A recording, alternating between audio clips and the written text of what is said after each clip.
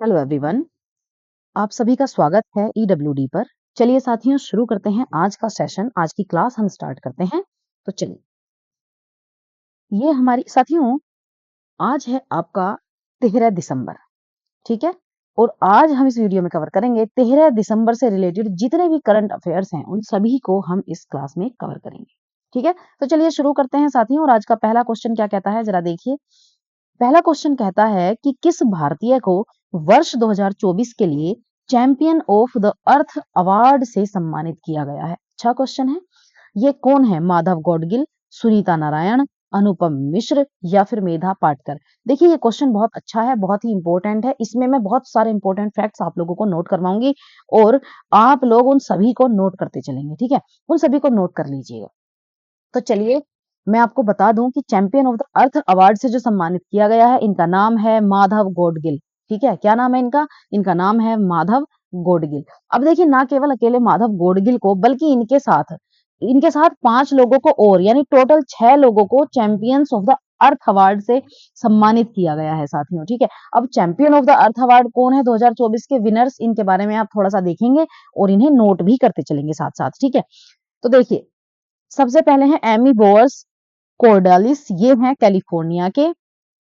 Inspiration and action, इन्हें किस लिए मिला है? नदी को बचाने के लिए उनका स्वदेशी ज्ञान, विज्ञान और कानून का इन्होंने सहारा लिया और नदी को बचाया है।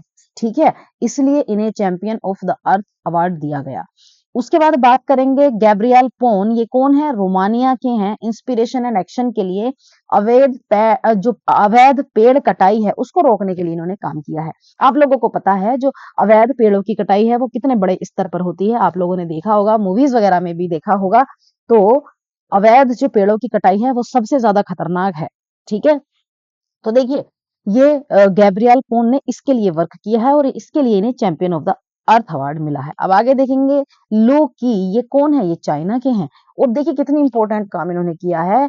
साइंस एंड इनोवेशन के लिए इन्हें ये अवार्ड मिला है और इन्होंने सबसे इंपॉर्टेंट काम किया है, रेगिस्तान को हरियाली में बदलने के लिए इन्होंने पेड़ लगाए हैं। देखिए साथियों, आजकल क्या है, मोस्टली थोड़ी थोड़ी चीजें जो है ना, क्या कहते हैं, शॉर्ट वीडियोस की फॉर्म में जनता के सामने आ जाती हैं, है ना। तो आप लोगों ने देखा होगा कि आजकल रेगिस्तान में कुछ टेक्निक्स के माध्यम से राजस्थान में भी पेड़ लगाए जा रहे हैं। ठीक है, वहां भी हरियाली लाई जा रही है। तो ऐसे ही काम के लिए लू की को, जो चाइना के हैं, इनको रेगिस्तान को में पेड़ उगाने के लिए, ठीक है, वहां को भी हरियाली में बदल दे रहे हैं ये, उसके लिए इन्हें champion of the earth award मिला है।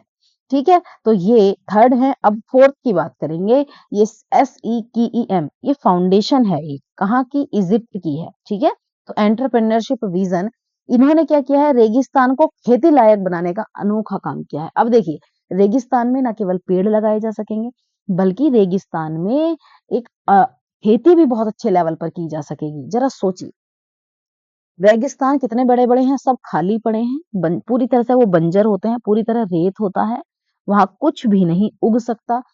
ठीक है, बल्कि साइंस के दम पर इन्होंने क्या कर रहे हैं कि उसको खेती लायक बनाने का काम ये कर रहे हैं।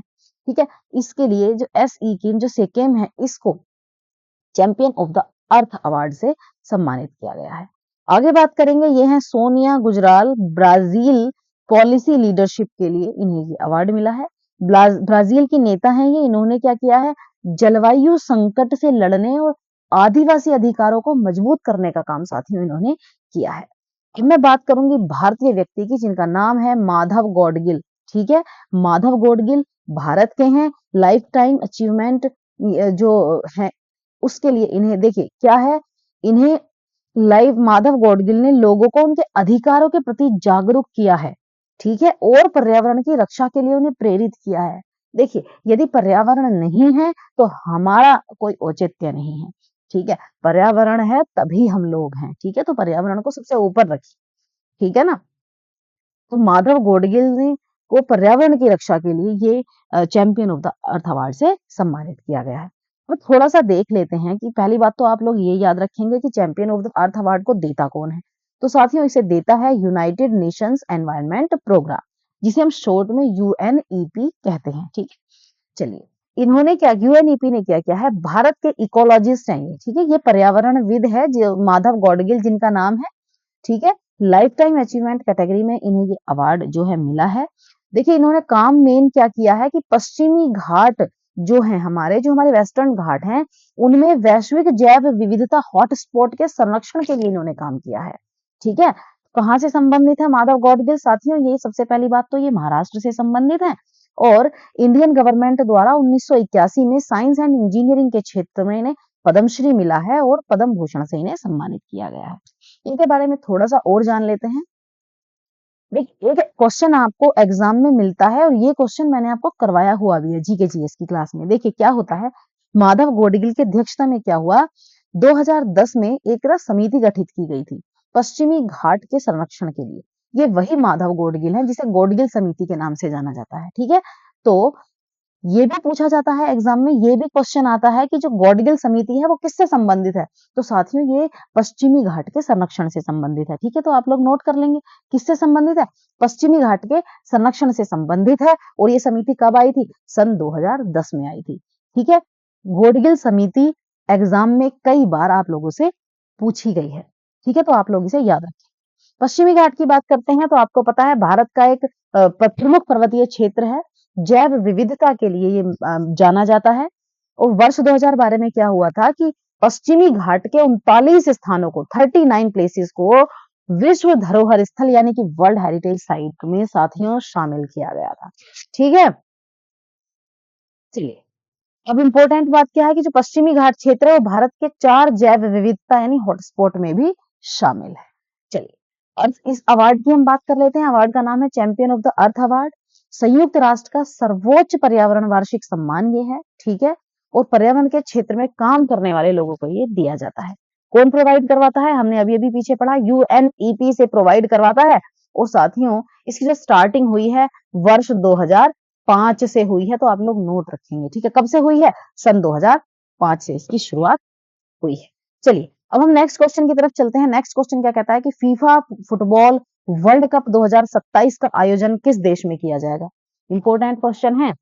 फीफा फुटबॉल महिला विश्व कप 2027 का आयोजन किस देश में किया जाएगा, बताइए। फ्रांस में किया जाएगा, स्पेन में किया जाएगा, ब्राजील में किया जाएगा, ऑस्ट्रेलिया में किया जाएगा, किसमें किया जाएगा फीफा फुटबॉल महिला विश्व कप 2027। तो साथियों ये किया जाएगा ब्राजील में, आप लोग याद रखेंगे। ठीक है। कहाँ किया जाएगा, ब्राजील में किया जाएगा और 24 जून से लेकर 25 जुलाई तक ये आयोजित किया जाएगा। 2027 में बात करेंगे, ये इसका 10वां एडिशन होगा और इसमें टोटल 32 टीमें साथियों हिस्सा लेंगी। ठीक है। फीफा वुमेन्स वर्ल्ड कप की बात हो रही है, हर 4 साल में ये आयोजित किया जाता है। फीफा द्वारा ही आयोजित किया जाता है, 1991 में इसको फाउंड किया गया। चलिए आगे देखते हैं। 9th एडिशन की बात कर लेते हैं। कहाँ हुआ था, ऑस्ट्रेलिया में, न्यूजीलैंड में हुआ था। चैंपियन कौन था, स्पेन था। पहली बार स्पेन ने ये टाइटल जीता और रनर अप रहा था इंग्लैंड। इंग्लैंड को हराकर, जो 2023 में हुआ था, इंग्लैंड को हराकर स्पेन जीत गया। चलिए नेक्स्ट क्वेश्चन देख लेते हैं साथियों। क्वेश्चन क्या कहता है, दिसंबर 2024 में सीरिया का कार्यवाहक प्रधानमंत्री किसे नियुक्त किया गया है। ध्यान दीजिएगा, सीरिया का कार्यवाहक प्रधानमंत्री पूछ रहा है। ठीक है।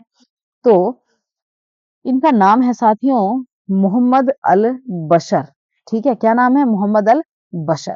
ठीक है। आप लोगों को पता है सीरिया में जो गृह युद्ध हुआ था उसके बाद यहाँ के जो प्रधान राष्ट्रपति थे ये साथियों देश छोड़कर भाग गए थे।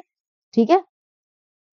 और क्या हुआ था, जब ये भाग गए थे तो विद्रोहियों को इन्होंने समर्थन दिया। जो मोहम्मद अल बशीर है इन्होंने समर्थन दिया और अब इन्हें यहाँ का कार्यवाहक प्रधानमंत्री नियुक्त कर दिया गया है।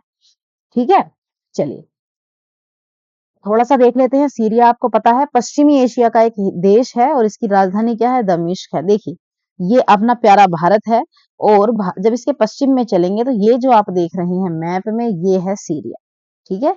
ये पश्चिम में चलेंगे तो देखेंगे। चलिए अब नेक्स्ट क्वेश्चन क्या कहता है, क्वेश्चन की तरफ बढ़ चलते हैं। क्वेश्चन कह रहा है निम्नलिखित में से किसे जेसी डेनियल पुरस्कार 2023 से सम्मानित किया गया है। बहुत अच्छा क्वेश्चन है। इसका नाम है जेसी डेनियल अवार्ड। तो साथियों ये सम्मानित किया गया है शाहजी एन करुण को। किसको, शाहजी एन करुण को। साथियों ये जो है ये एक फिल्म सिनेमेटोग्राफर है एंड डायरेक्टर है। ठीक है। 2023 के अवार्ड से इन्हें सम्मानित किया गया है। ये जो पुरस्कार है मलयालम सिनेमा में दिए गए उनके योगदान के लिए इन्हें दिया गया है। कहाँ से बिलोंग करते हैं ये, याद रखेंगे आप लोग, मोटी मोटी चीजें तो देख ही लिया करो। केरल से बिलोंग करते हैं, 7 बार नेशनल फिल्म अवार्ड ये जीत चुके हैं। ठीक है, कला के क्षेत्र में योगदान के लिए 2011 में भारत सरकार द्वारा इन्हें पद्मश्री से सम्मानित किया गया। जैसी डैनियल अवार्ड की बात कर लेते हैं, केरल सरकार द्वारा दिया जाता है, वर्ष 1992 से इसे दिया जाता है और ये पुरस्कार मलयालम सिनेमा का सर्वोच्च सम्मान है। ठीक है, 2022 में किसे मिला था? टीवी रविचंद्रन। चलिए आज की क्लास का नेक्स्ट क्वेश्चन देखते हैं। क्वेश्चन क्या कहता है? नीग्रोस द्वीप पर माउंट कैनलोन जो ज्वालामुखी है वो फट गया है। बताइए नेग्रोस द्वीप किस देश का हिस्सा है? अच्छा क्वेश्चन है, ध्यान दीजिएगा। नेग्रोस द्वीप पर माउंट कैनलोन ज्वालामुखी में विस्फोट हुआ है। साथियों, नेग्रोस द्वीप किस देश का हिस्सा है? बताइए। फिलीपींस का, इंडोनेशिया का, सिंगापुर का या फिर मलेशिया का? तो साथियों ये है फिलीपींस का। किस देश का हिस्सा है? फिलीपींस का ये हिस्सा है। चलिए आगे देखते हैं। हाल ही में फिलीपींस के जो निग्रोस द्वीप है उस पर साथियों ये हुआ है और इसमें 87,000 लोगों को सेफ यहाँ से निकाला गया है। फिलीपींस की बात करेंगे, दक्षिण पूर्व एशिया का देश है और राजधानी है मनीला। चलिए दुनिया के 5 जो प्रमुख ज्वालामुखी हैं उनको देख लीजिएगा और नोट भी कर लीजिएगा। इनमें से एक एग्जाम में पूछ लिया जाता है, तो इन जो 5 आपके इंपोर्टेंट ज्वालामुखी हैं इनको नोट कर लेना। देखिए माउंट वेसुवियस और माउंट एटना जो है ये आपके इटली में है, इन दोनों को याद रखिएगा। माउंट वेसुवियस और माउंट एटना दोनों कहाँ के हैं? इटली के हैं। माउंट फूजी कहाँ का है? माउंट फूजी जापान का है। माउंट सेंट हेलेंस कहाँ का है? ये आपका अमेरिका का है। क्राकाटोआ कहाँ का है? ये आपका इंडोनेशिया का है। समझ गए? चलिए अब हम नेक्स्ट क्वेश्चन की तरफ बढ़ते हैं। साथियों आज का क्वेश्चन देखिए नेक्स्ट क्या कहता है। चलिए दिसंबर 2024 में क्वेश्चन कहता है, दिसंबर 2024 में भारत सरकार द्वारा राजस्व सचिव के रूप में किसे नियुक्त किया गया है? संजय मल्होत्रा, तरुण बजाज, अजय भूषण पांडे, अजय सेठ? बताइए किसको? देखिए तो ये साथियों अच्छा क्वेश्चन है। मतलब ये जो नियुक्त किया गया है ये नियुक्त किया गया है अजय सेठ। ठीक है, इन्हें एडिशनल चार्ज सौंपा गया है। ये 1987 के आईएएस ऑफिसर हैं। ठीक है, संजय मल्होत्रा के स्थान पर इन्हें नियुक्त किया गया है। ठीक है, क्योंकि आपको पता है कि संजय मल्होत्रा को रिजर्व बैंक ऑफ इंडिया का 26वां गवर्नर जो है अपॉइंट किया गया है। अगला क्वेश्चन देखिए, राजस्व सचिव के बारे में थोड़ा सा जान लेते हैं, यानी सेक्रेटरी ऑफ रिवेन्यू। क्या बोलते हैं? Secretary of revenue. तो जो सेक्रेटरी ऑफ रिवेन्यू है ये भारतीय सरकार में एक महत्वपूर्ण पद है। वित्त मंत्रालय यानी मिनिस्ट्री ऑफ फाइनेंस के तहत ये आता है। रेवेन्यू सेक्रेटरी का मुख्य कार्य देश का राजस्व प्रबंधन करके नीति मतलब जो टैक्स पॉलिसीज हैं उन्हें बनाना है। करों से संबंधित प्रशासनिक मामलों का संचालन करना इसका उद्देश्य है। चलिए नेक्स्ट क्वेश्चन देखिए क्या कहता है। राष्ट्रीय पंचायत पुरस्कार 2024 में नानाजी देशमुख सर्वोत्तम पंचायत सतत विकास पुरस्कार कैटेगरी में किस राज्य की ग्राम पंचायत जिसका नाम है मान्याचिवाड़ी, इसको सर्वश्रेष्ठ ग्राम पंचायत का पुरस्कार प्रदान किया गया है? तो साथियों ये जो ग्राम पंचायत है जिसका नाम है मान्याचिवाड़ी ये आपकी महाराष्ट्र में है। कहाँ है? महाराष्ट्र के सतारा में ये है। कहाँ है? आप लोग नोट कर लेंगे, महाराष्ट्र के सतारा में है और इसे नानाजी देशमुख सर्वोत्तम पंचायत सतत विकास जो पुरस्कार कैटेगरी है उसमें बेस्ट ग्राम पंचायत का जो अवार्ड दिया गया है। इंपॉर्टेंट पॉइंट्स इसके बारे में थोड़े से जान लेते हैं, डिटेल में इसे जान लेते हैं कि 11 दिसंबर को ये अवार्ड जो है साथियों प्रदान किए गए हैं। इन्हें हम नेशनल पंचायत अवार्ड कहते हैं। ठीक है, तो प्रेसिडेंट जो द्रौपदी मुर्मू है इन्होंने क्या किया है, 5 कैटेगरी में कुल 45 अवार्ड दिए हैं। ठीक है, याद रखेंगे आप लोग, जो नेशनल पंचायत अवार्ड है वो 5 कैटेगरी में दिए गए हैं और उसमें भी टोटल कितने हो गए? 45 अवार्ड इन्होंने दिए हैं। तो इसमें कैटेगरियां कौन कौन सी शामिल हैं आप लोग ध्यान देंगे। एक है दीन दयाल उपाध्याय पंचायत सतत विकास पुरस्कार। दूसरी कैटेगरी है इसमें नानाजी देशमुख सर्वोत्तम पंचायत सतत विकास पुरस्कार। अगली कैटेगरी है साथियों ग्राम ऊर्जा स्वराज विशेष पंचायत पुरस्कार। नेक्स्ट कैटेगरी क्या कहती है? कार्बन न्यूट्रल विशेष पंचायत पुरस्कार। अगली कैटेगरी है पंचायत क्षमता निर्माण सर्वोत्तम संस्थान पुरस्कार। समझ गए? चलिए अब इनके बारे में थोड़ा सा जान लेते हैं। ये पुरस्कार देखिए किस किस क्षेत्र में, मैंने आपको बताया है कि 5 कैटेगरीज हैं जिसमें ये दिए गए हैं, परंतु इन्होंने टारगेट क्या क्या किया था इन पुरस्कार को देने के लिए? गरीबी उन्मूलन, ठीक है, यानी कि गरीबी को हटाने के लिए जो काम किए गए, स्वास्थ्य हेल्थ के रिलेटेड जो काम किए गए, बच्चों के चाइल्ड वेलफेयर बच्चों के कल्याण के लिए क्या-क्या काम किए गए, वाटर कंजर्वेशन जल संरक्षण के लिए क्या काम किए जाते हैं, सैनिटेशन के लिए काम किया गया, बुनियादी ढांचा यानी इंफ्रास्ट्रक्चर के लिए क्या काम किया गया, सोशल न्याय या सोशल जस्टिस मैं इसे कहूंगी, सामाजिक न्याय के लिए जिसने काम किया है, गवर्नेंस वुमेन एम्पावरमेंट के लिए काम किया गया। इन कामों में जिन्होंने बेस्ट किया है, अपना जिन्होंने बेस्ट दिया है गांवों के लिए, ग्रामों के लिए, ग्राम पंचायतों के लिए, उन्हें ये बेस्ट अवार्ड साथियों प्रदान किए गए हैं।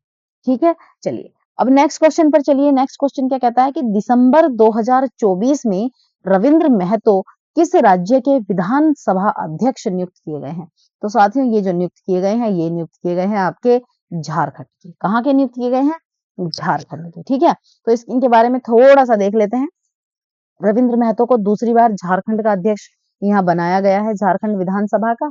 ठीक है, और बहुत ज्यादा डीप में जाने की जरूरत नहीं है, बस आप लोगों को पता होना चाहिए। आप लोगों के लिए क्वेश्चन है कि आप लोग मुझे बताएंगे झारखंड की कैपिटल क्या है। ठीक है, कमेंट में लिखकर बताएंगे झारखंड की कैपिटल क्या है। चलिए नेक्स्ट क्वेश्चन की तरफ चलते हैं। बहुत अच्छा क्वेश्चन है, इस क्वेश्चन को सभी लोग नोट कर लेंगे, बहुत ही शानदार क्वेश्चन है। बताइए हर साल अंतरराष्ट्रीय पर्वत दिवस कब मनाया जाता है? क्वेश्चन है अंतरराष्ट्रीय पर्वत दिवस हम किस कब मनाते हैं? तो साथियों ये हम मनाते हैं प्रत्येक वर्ष 11 दिसंबर को। कब मनाते हैं? 11 दिसंबर को। आप लोग याद रखेंगे, प्रत्येक वर्ष 11 दिसंबर को हम इंटरनेशनल माउंटेन डे यानी अंतरराष्ट्रीय पर्वत दिवस मनाते हैं। इंपॉर्टेंट बात क्या है कि हम लोग थीम जरूर याद रखेंगे। थीम को आप लोग नोट कर लीजिएगा, क्योंकि एग्जाम में क्या है ना, थीम पूछ ली जाती है।